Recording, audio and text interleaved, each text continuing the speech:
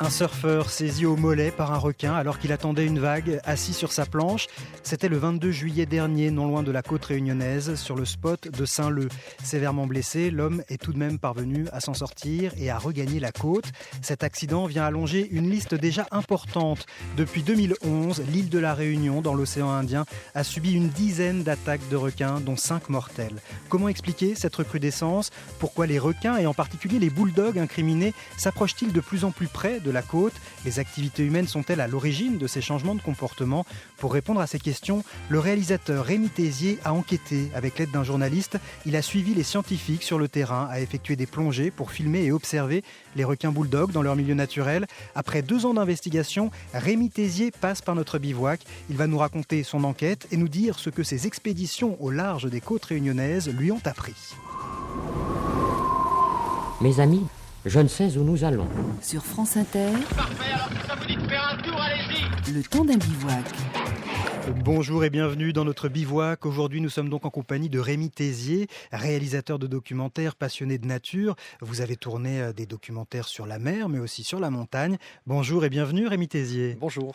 Alors votre dernier documentaire sera diffusé demain, mardi, sur Arte, à 20h50. Il s'intitule « Attaque de requins à la Réunion, l'enquête ». Une enquête menée avec le journaliste Laurent Bouvier, qui a duré plus de 2 ans. Et une enquête pour laquelle vous avez notamment suivi les scientifiques en mer. Vous avez également plongé au milieu de requins. Vous allez nous raconter cette enquête et le tournage de ce documentaire. Un petit peu plus tard dans l'émission, nous retrouverons notre chroniqueur cinéphile, Jérémy Querenet. Il est d'accord pour s'approcher des requins, à condition que ce soit sur un grand écran. Il s'est intéressé, bien sûr, aux Dents de la mer de Spielberg. Il nous révélera quelques secrets de tournage du film. Et puis, vous nous direz si ce qu'a imaginé Spielberg présente des similitudes avec ce qui est en train de se passer à La Réunion. Voilà pour le programme de cette émission, réalisée par Marie-Hélène Fauquet, préparée par Hugo Struna, avec l'aide de Josepha Deveau-Thibault. Les vieux réunionnais interdisaient à leurs enfants de mettre le pied là-dedans. Moi, je vis sur cette terre. Vous pouvez crier si vous voulez, c'est la vérité. Voilà. Bon là, c'est quoi ça? Ça fait 20 ans que j'habite ici, on n'a jamais eu de problème. Moi, je vis ici depuis 60 ans. Et alors? Mais, C'est mon pays, la Réunion. c'est ici, vous savez ce qui se passe là? C'est mon pas pays, possible. monsieur. C'est votre pays, vous n'y connaissez rien. En 30 ans, on n'a jamais eu une attaque sur la côte ouest. On n'a jamais eu une attaque en 30 ans. On en a 5 attaques en 4 mois et on vient nous dire que c'est notre problème à nous. Nous étions au début de la série d'attaques de requins qui ont commencé en 2011 sur la côte de la Réunion. La députée maire de Saint-Paul, Huguette Bello, était prise à partie et assez vivement, on l'entend, par un groupe de surfeurs. Dans cet échange très houleux, la députée maire dit que depuis toujours, les anciens savaient qu'il ne fallait pas aller se baigner sur la côte ouest de la Réunion. Les surfeurs ont l'impression que manifestement quelque chose a changé. Est-ce qu'elle dit vrai, cette élue, en disant que les mers de la Réunion ont toujours été dangereuses? C'est une question difficile. Je crois que ce qui est important, c'est de voir que ces attaques ont concerné la côte ouest d'une façon, je dirais, sans arrêt, à partir donc de février 2011. La côte ouest, c'est la côte des plages, c'est la côte du surf, c'est la côte où il y avait très très peu d'attaques de temps en temps.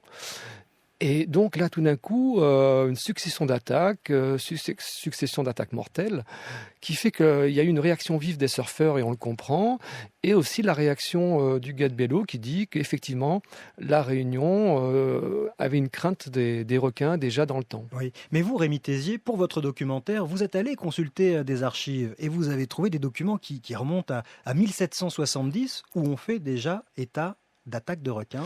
Alors, en 1770, c'est le chirurgien du roi qui ne fait pas état d'attaque, il fait état qu'un matelot a été blessé par un requin. Mais est-ce que ce matelot était tombé à l'eau et ensuite a été attaqué par un requin, ou est-ce que c'est une attaque d'un matelot qui nageait? Ça, on ne le sait pas. La seule chose que l'on retient, c'est que déjà, à l'époque, effectivement, il y avait des requins, et c'est tout à fait normal. Avoir une île tropicale sans requins, ce n'est pas possible. Oui, oui. Et il y a aussi, on vous indique également qu'un cap, non loin duquel ont eu lieu les attaques récentes de requins, était par le passé surnommé par les anciens le Cap Requin. Oui. Ce qui laisse quand même entendre qu'on a vu passer quelques squales c'est vrai. De ce côté-là. C'est vrai. Et comme la Réunion, c'est une montagne sur la mer, vous avez un récif corallien de 40 km qui est petit. Et partout ailleurs, vous avez les fonds qui descendent très rapidement. Et on peut imaginer que non seulement on a des requins, mais des requins de grande taille, parce que ce sont des requins du large. Alors il semble donc que la présence de requins le long de cette côte réunionnaise ne date pas d'hier. Pourtant, vous, Rémi Thésier, lorsque vous débarquez à La Réunion, c'était en 1990, il y a 24 ans, vous vous êtes d'ailleurs très rapidement mis au surf, puisque c'est vraiment un sport local très pratiqué là-bas. Et vous dites, entre 1990 et 2011, vous n'aviez jamais vu de requin. Exact. Et c'est ça c'est cette raison qui m'a motivé, je pense, pour faire le film. C'est que donc je débarque à La Réunion. La Réunion, c'est un endroit extraordinaire pour surfer, de tout niveau, des débutants aux très très bons. Donc j'ai démarré le surf. Le surf, c'est un sport où on a une addiction assez facilement. Donc j'ai adoré surf, j'ai beaucoup surfé. Et puis à côté de ça, je suis réalisateur de films essentiellement nature-aventure et avec une spécificité de l'image sous-marine.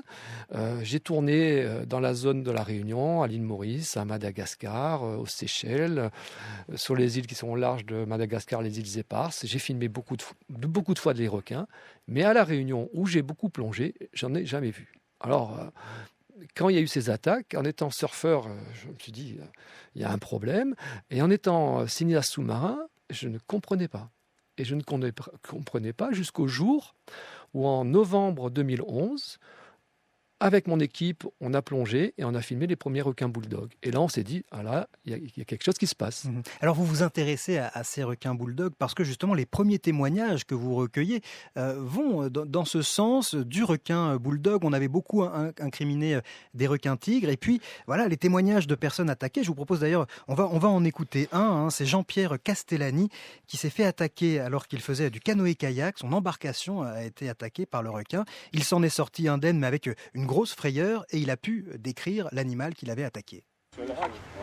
Tu l'as vu ? J'ai jamais vu les langues. J'ai vu que sa couleur de peau, ça je me rappelle très bien, gris bleuté, luisant, et les petits yeux, ça je me rappelle très bien, avec le nez carré, quoi. Ouais, ça je me rappellerai toute ma vie, c'est une image que, voilà, quoi. Ça se décrit pas, des fois je m'arrive d'endormir mal la nuit, ou j'y pense, quoi. Je sais à quoi j'ai échappé, de toute manière. Voilà. Alors ce témoignage le confirme, ce ne sont pas uniquement les requins tigres qui font le coup, mais bien les requins bulldogs. Et au moment où vous commencez votre enquête, en 2011, que sait-on des requins bulldogs ? Mais on ne sait pas grand-chose. On ne sait pas grand-chose sur les requins bulldogs. Je voudrais juste revenir sur la séquence que vous avez passée, parce qu'elle est très importante. Ce kayakiste était en mer et il s'est fait attaquer par un requin. Et dans la littérature scientifique, un requin qui attaque en surface, c'est un requin blanc ou un requin tigre. Et on ne pouvait pas imaginer que ça pouvait être un bulldog. Donc tout le monde était persuadé que c'était un requin-tigre. Et la description qu'a fait Jean-Pierre Castellani lorsqu'on l'a interviewé, il a décrit un requin-bulldog. Parce que si ça avait été un tigre, il aurait vu des rayures, puisque la taille de la mâchoire, la trace de mâchoire sur le kayak fait en sorte que ce requin était jeune. Voilà. Et donc, on part sur cette histoire de requin-bulldog. Et on ne savait rien.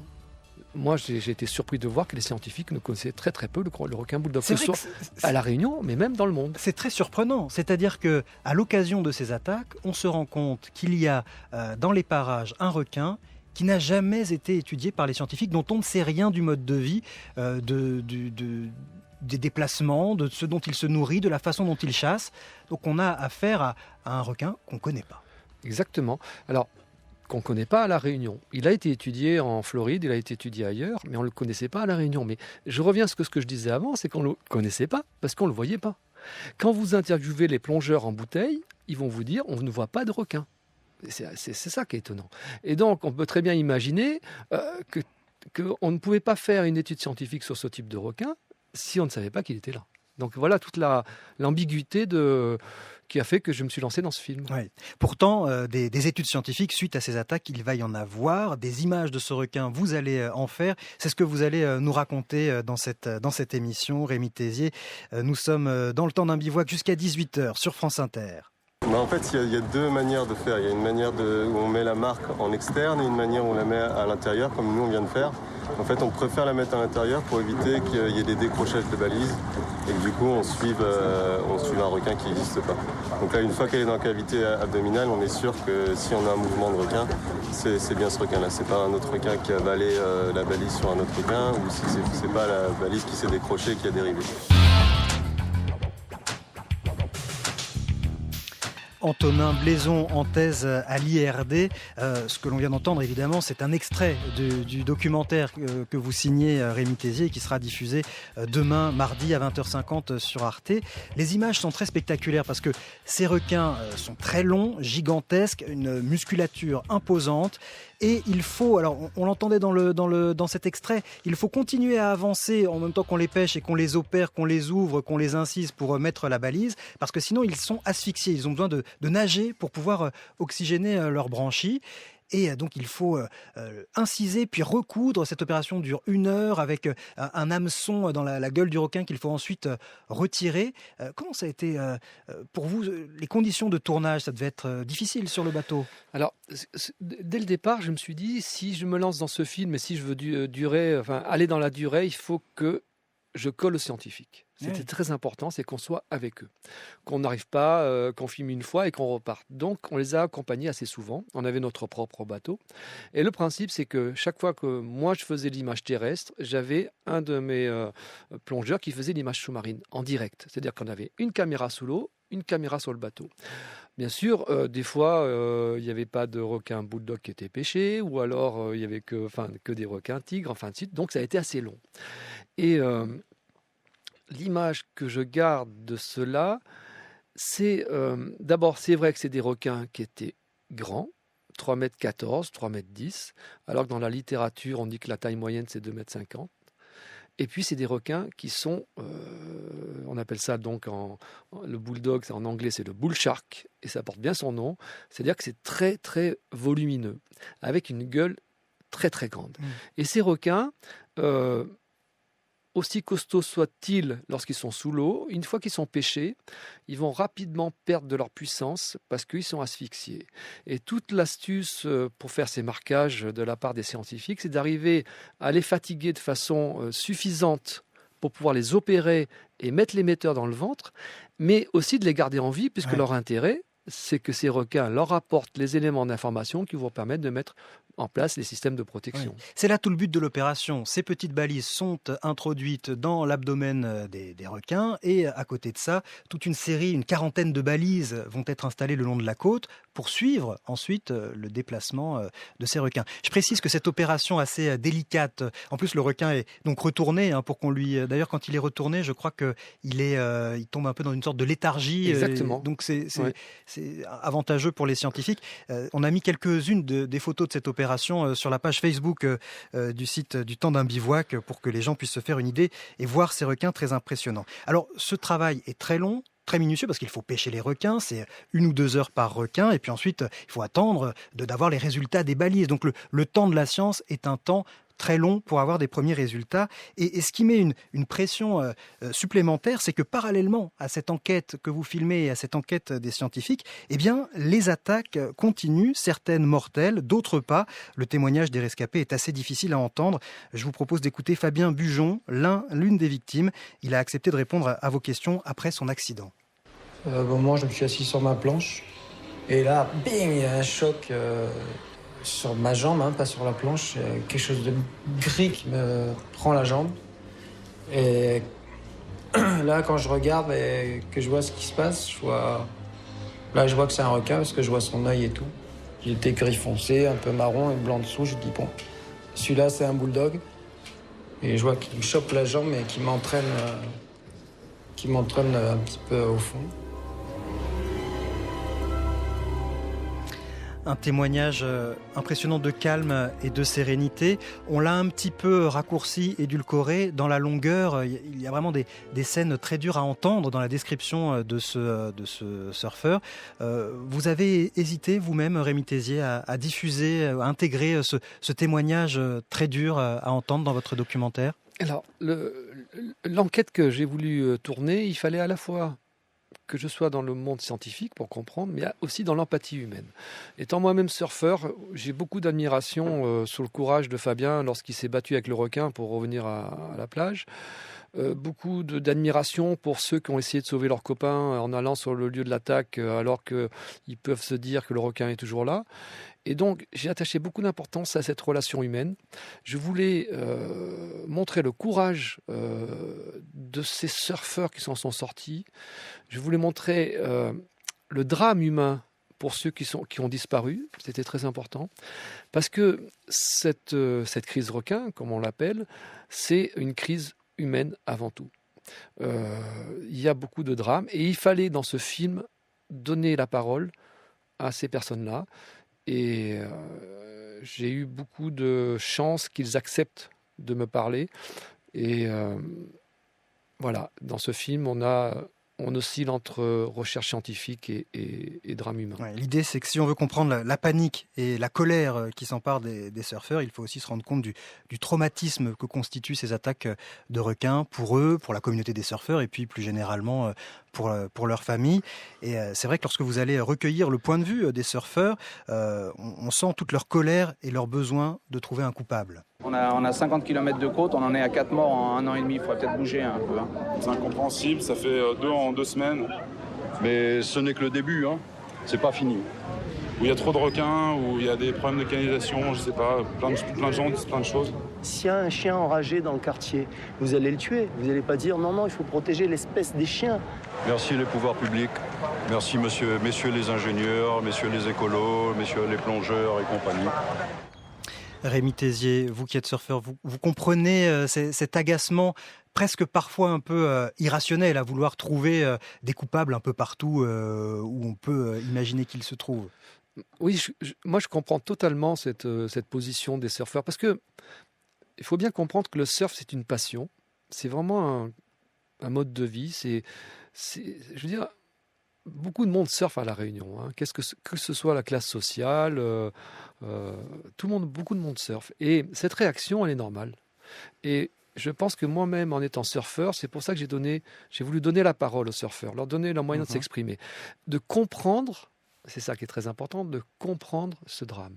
Ouais. Alors parmi les coupables pointés du doigt, il y a cette réserve. Une réserve, c'est dans le lagon, c'est un endroit où les pêcheurs n'ont pas le droit d'aller et où on essaie de reconstituer un peu les récifs coralliens et la biodiversité qu'il y a autour.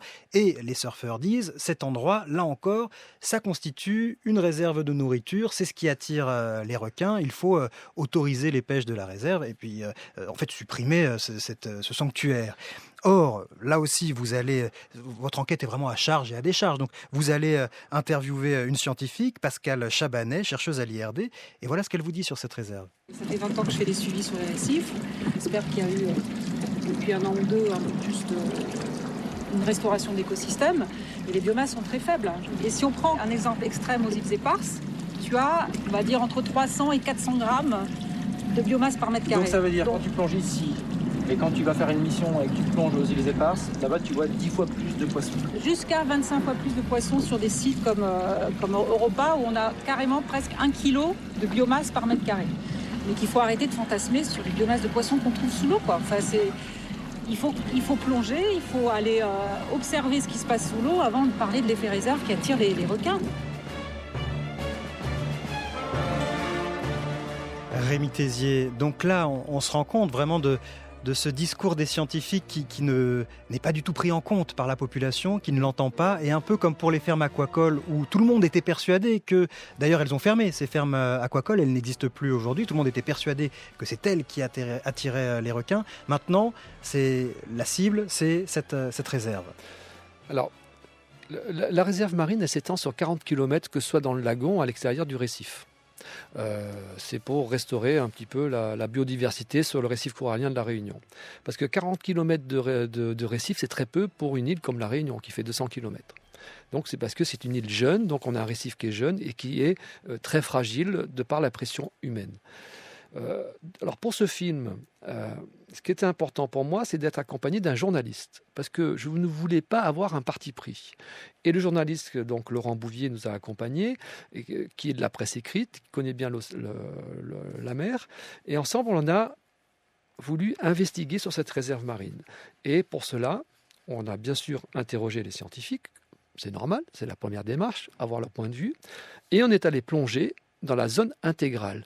Si vous voulez, il y a 5% de la réserve marine qui est intégrale, c'est-à-dire qu'il n'y a aucune activité humaine. 5%, c'est pas grand-chose. On a plongé dans cette zone intégrale, on a fait les images, et dans cette zone intégrale, on ne peut pas dire qu'il y ait beaucoup de richesses. Donc nous, on en a tiré la conclusion, et c'est notre point de vue, on ne pense pas que la réserve marine soit un des facteurs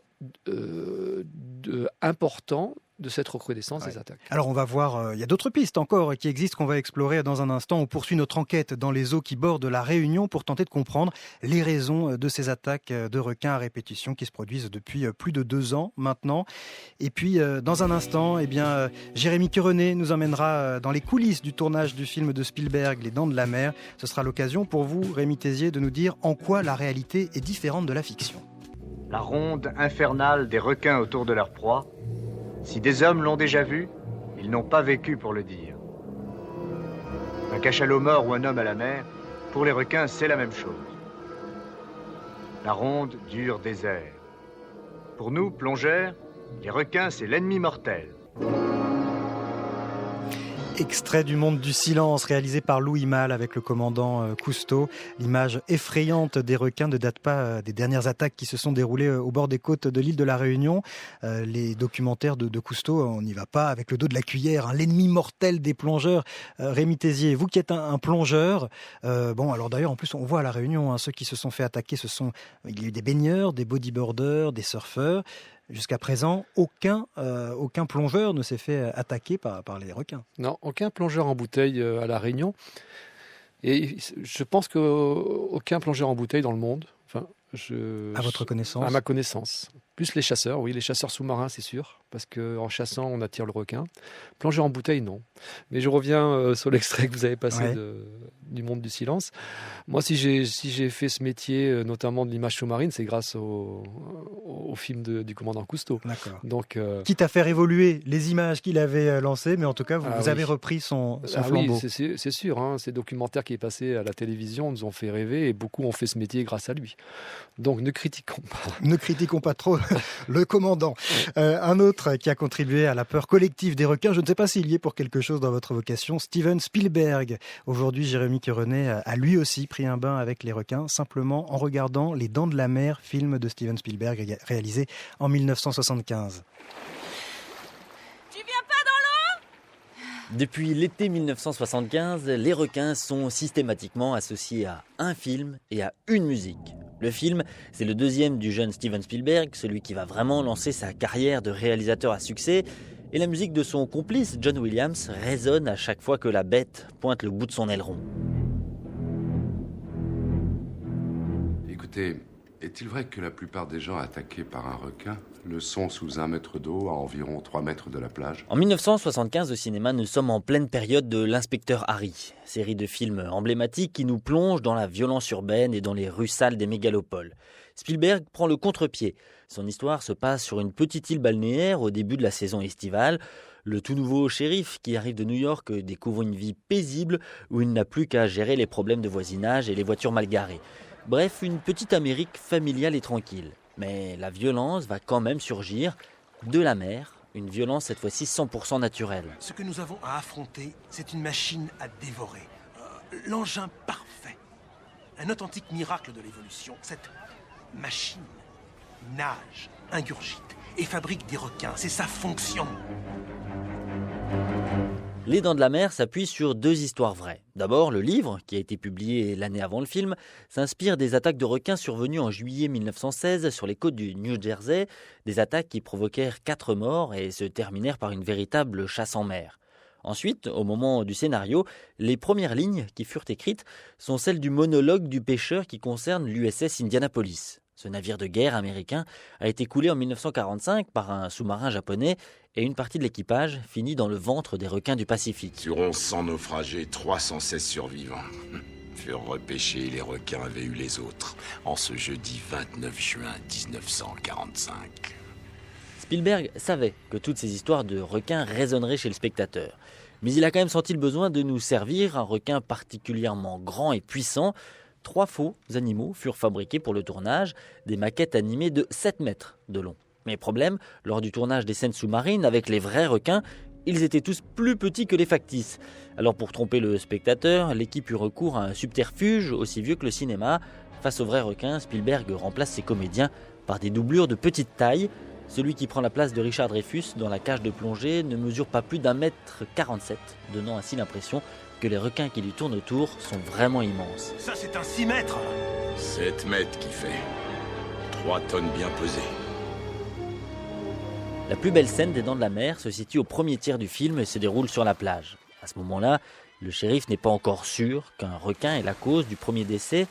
Pas rassuré quand même, il ne quitte pas ses enfants des yeux, mais comme beaucoup de parents, il ne veut pas les effrayer avec ses propres démons. Alors il les laisse se baigner, mais les surveille.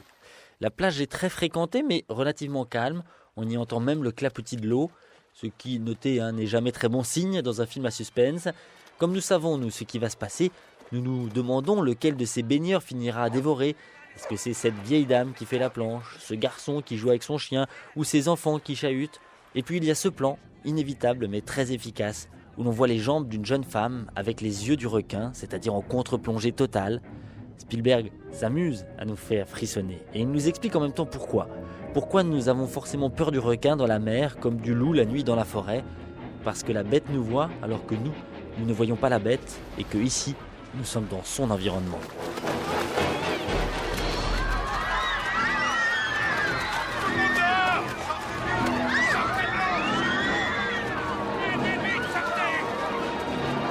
Merci Jérémy Querenet. Nous avons mis en lien sur la page Facebook du Temps d'un bivouac la scène du film que vient de décrire Jérémy dans sa chronique. Alors, l'hypothèse du requin serial killer qui est dans les Dents de la Mer, un seul requin qui sème la panique sur les plages, elle a été envisagée pour La Réunion. C'est-à-dire, les scientifiques parlent d'un requin déviant dans ce cas. C'est-à-dire, il y a un seul requin qui a décidé de mettre à son menu de l'humain. Est-ce que cette hypothèse tient-elle la route, selon vous, Rémi Tézier ? Moi, je ne suis pas scientifique, mais d'après ce que nous disent les scientifiques, un requin déviant, donc un requin qui va changer son comportement alimentaire, tout le monde imagine ça assez rapidement, mais cette hypothèse a été un peu repoussée puisqu'il y a eu une série d'attaques et on peut difficilement imaginer que ce soit toujours le même requin qui soit présent sur ces séries d'attaques. Alors, il est vrai que dans le film, on met en évidence le comportement de 2 femelles qui ont été surnommées par les scientifiques Estelle et Fanny. Là, vous parlez de votre film à vous, voilà. Pas des Dents de la Mer, mais de votre film qui sera diffusé demain sur Arte exactement. à 20h50. Et il s'avère que ces femelles sont présentes la veille des attaques, le jour même ou le lendemain. Mais c'est d'ailleurs assez terrifiant, pardon, je vous coupe, mais parce que ces 2 requins, en plus avec un prénom, un joli prénom, Estelle et Fanny, et puis à chaque fois qu'une attaque a lieu, parfois dramatique, mortelle, enfin elles sont toujours dramatiques ces attaques, les scientifiques vont sur les sites où se trouvent leurs balises pour voir, et à chaque fois ils ont la surprise, Estelle et Fanny étaient dans le coin. On a vraiment l'impression là pour le coup d'être dans un thriller. Exactement. Mais je crois ce qui est important, c'est de voir que ces 2 femelles en fait nous révèlent le comportement. Un comportement de ces requins. Ce qu'il faut bien imaginer, c'est qu'à l'époque, lorsqu'on a tourné sur ces 2 femelles, il était prévu que 40 requins bulldogs soient marqués et qu'à l'époque, il y en avait une dizaine, une quinzaine, vous voyez. Donc, ça veut dire qu'au début, si on retrouvait ces requins, c'est que tous les requins n'avaient pas été marqués. Et c'est vrai que le comportement de ces 2 femelles nous interroge sur cette mobilité de ces requins, qu'on pensait qu'ils étaient... sur cette faculté à partir loin en mer, sur cette faculté de parfaitement se diriger, de savoir où ils vont et ainsi de suite. Et c'est surtout ça qu'il faut retenir. Je précise quand même que Fanny et Estelle, ces 2 requins ainsi surnommés par les scientifiques, sont toujours dans le coin, mais ce ne sont pas elles qui font le coup. C'est-à-dire qu'elles sont à proximité, sans être vraiment à l'endroit où a lieu l'accident ou l'attaque de requins. Ce qui laisse penser que oui, ces requins sont en groupe, certains requins qui les accompagnent peuvent être dans le coup, mais ce ne sont pas elles. Donc ceux qui pourraient penser, les scientifiques ont eu entre leurs mains les 2 meurtrières et puis les ont laissé filer avec une balise, non, ce ne sont que des témoins du cycle de vie des requins. Ça ne fait que refléter sur le comportement de ces requins en fait. Rémi Tézier, réalisateur du documentaire Attaque de requins à La Réunion. L'enquête diffusée demain sur Arte à 20h50 est avec nous. Et dans un instant, vous allez nous faire une conclusion un peu sur ce que vous avez retenu de cette enquête de 2 ans. Ce sera tout de suite dans le Temps d'un bivouac. Et nous sommes toujours avec Rémi Thésier qui pendant 2 ans a enquêté sur les attaques de requins sur l'île de la Réunion. Vous nous avez dit certains éléments qui ont été pointés du doigt comme possiblement responsables de la recrudescence de ces attaques, la ferme aquacole, la réserve. Au vu des investigations scientifiques ne sont pas forcément probants, mais il y a quand même certains points que vous montrez du doigt et qui semblent peut-être plus responsables d'un certain changement de comportement de ces requins, Rémi Thésier. Je pense qu'il y a deux pistes importantes. La première, sur les résultats scientifiques, de fait de voir que ce requin est saisonnier, qu'il y a un rapprochement avec la reproduction, que ce requin est capable de se déplacer très loin en mer. Déjà, ça, c'est une première information fondamentale. C'est-à-dire qu'il revient au bord des côtes à certaines périodes, préférentiellement entre mai et octobre, je crois. Donc ce sont les moments les plus risqués, finalement. C'est ça. Donc l'hiver austral correspondrait à la période de reproduction du requin bulldog. Et une partie de ces requins reviennent en hiver, une partie reste sur place, une partie revient en hiver. Et c'est ce qui expliquerait déjà peut-être la recrudescence des attaques. Et le deuxième point, effectivement, on a mis en avant ce qui avait déjà été vu, c'était les déchets de poissons qui se trouvaient au port de Saint-Gilles, c'était les eaux usées, les stations d'épuration, car le requin bulldog, c'est un requin qui s'adapte très bien, qui est très opportuniste et qui va pouvoir profiter de tout cela. Et je pense que c'est l'ensemble de ces éléments qui fait et qui explique ce problème. Donc peut-être que les activités humaines sur la côte, ils sont pour quelque chose dans l'attrait que les requins ont pour cette zone.